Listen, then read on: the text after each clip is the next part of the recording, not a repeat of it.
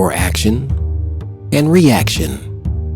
We meet in every part of nature, in darkness and light, in heat and cold, in the ebb and flow of waters, in male and female, in the inspiration and expiration of plants and animals, in the equation of quantity and quality in the fluids of the animal body, in the systole and diastole of the heart, in the undulations of fluid and sound, in the centrifugal and centripetal gravity, in electricity, galvanism, and chemical affinity. Superinduced magnetism at one end of the needle, the opposite magnetism takes place on the other end.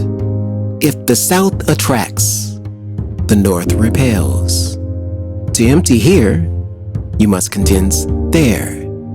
An inevitable dualism bisects nature so that each thing is a half and suggests another thing to make it a whole, as spirit, matter, man, woman, odd, even, subjective, objective, in, out, upper, under, motion, rest, yeah, nay.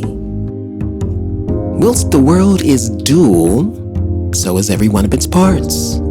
The entire system of things gets represented in every particle. There is somewhat that resembles the ebb and flow of the sea, day and night, man and woman, in a single needle of the pine, in a kernel of corn, in each individual of every animal tribe. The reaction, so grand in the elements, is repeated within these small boundaries.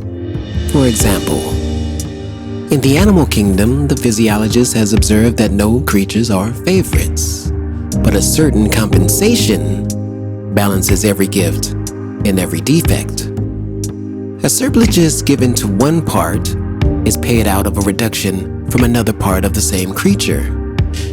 If the head and neck are enlarged, the trunk and extremities are cut short. The theory of mechanic forces is another example.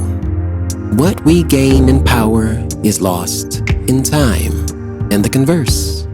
The periodic or compensating eras of the planets is another instance. The influences of climate and soil in political history are another. The cold climate invigorates. The barren soil does not breed fevers, crocodiles, tigers, or scorpions. The same dualism underlies the nature and condition of man. Every excess causes a defect. Every defect, an excess. Every sweet hath its sour. Every evil, its good. Every faculty which is a receiver of pleasure has an equal penalty put on its abuse.